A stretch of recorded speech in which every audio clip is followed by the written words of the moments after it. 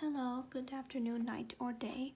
My name is Jessie, and I'm going to explain to you the cranial nerves nucleuses. So, we can generally say that there are 16 cranial nerve nuclei. 4 times 4, 4 groups of 4, or 16. There is 3 groups of motor and 1 group of sensory.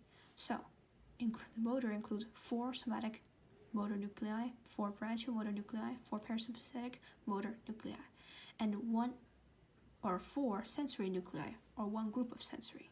Let's map into the chart. Here you can see the entire chart was the mappings of the different nuclei, which we saw in the past video.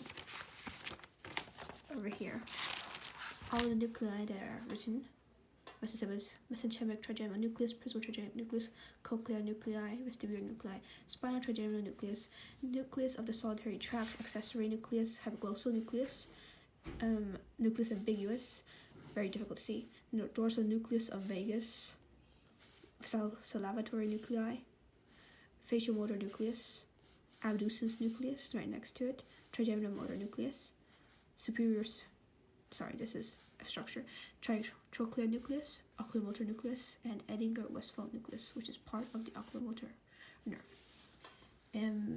Superior colliculus and inferior colliculus are in the posterior side of the brain, so this is the area where the cerebellum would be.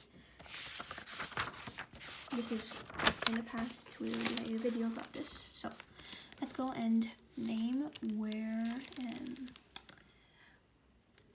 what types of fibers each of these cranial nerves, which nuclei are the designated of each nerve. So in somatic motor, we have the oculomotor for the oculomotor nerve, or the third. Visceral motor is the Edinger-Westphal for the third oculomotor nerve.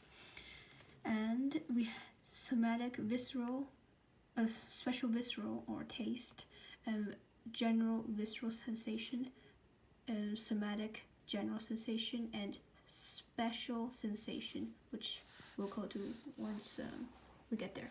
Now we're going to go linearly from top to bottom. We have the oculomotor and the trochlear, just inferior, the abducens, and then the hypoglossal. These all have the same name as their respective nerves, as you can see. Then in branchial motor, or motor innervation from the branchial arches, we have the trigeminal motor for the trigeminal nerve, the facial motor for the facial nerve, the ambiguous for number 10 and 9, or the glossopharyngeal and vagus, both from the ambiguous branchial motor innervation, and for the accessory for the branchial motor means that it moves parts of the branchial arches. It includes part of the shoulder, neck, and muscles of mastication. Form the accessory, which has the same name, the accessory nucleus. In visceral motor, we have the Edinger-Westphal for the oculomotor nerve. It helps with the iris contraction of the iris. The salivary for the facial nerve, and the salivary for the glossopharyngeal. For the glossopharyngeal also, and it includes, as you can see here, the ninth or glossopharyngeal has salivatory, ambiguous, and dorsal motor vagus. The vagus only has a ladder, or the ambiguous and dorsal motor vagus. So as you can see here, the 10th or vagus nerve only has the ambiguous and dorsal motor of vagus, whereas the glossopharyngeal has both salivatory, ambiguous, and dorsal motor of vagus.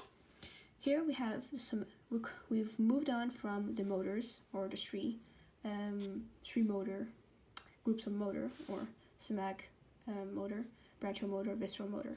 1, 2, 3, 4. 1, 2, 3, 4. 1, 2, 3, 4. As you can see, 3 groups of 4. Now we'll move to the last group, or the sensory, which are only 4 nuclei. From up down, we had a nucleus of the solitary tract, which is a very defined or very like outstanding. It's, if you look at it, it's easy to see. For the facial, for the facial, for the glossopharyngeal, for the vagus.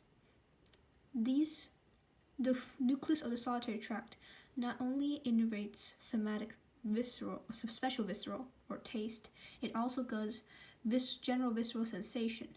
So it also gives special visceral sensation to the glossopharyngeal and the vagus.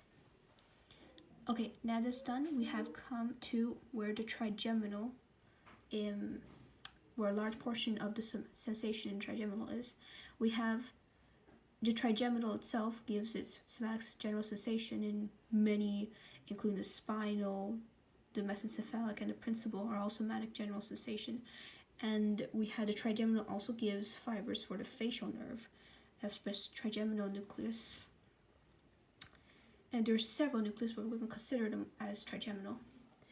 And we have the trigeminal for the glossopharyngeal and the vagus. There's several nucleuses.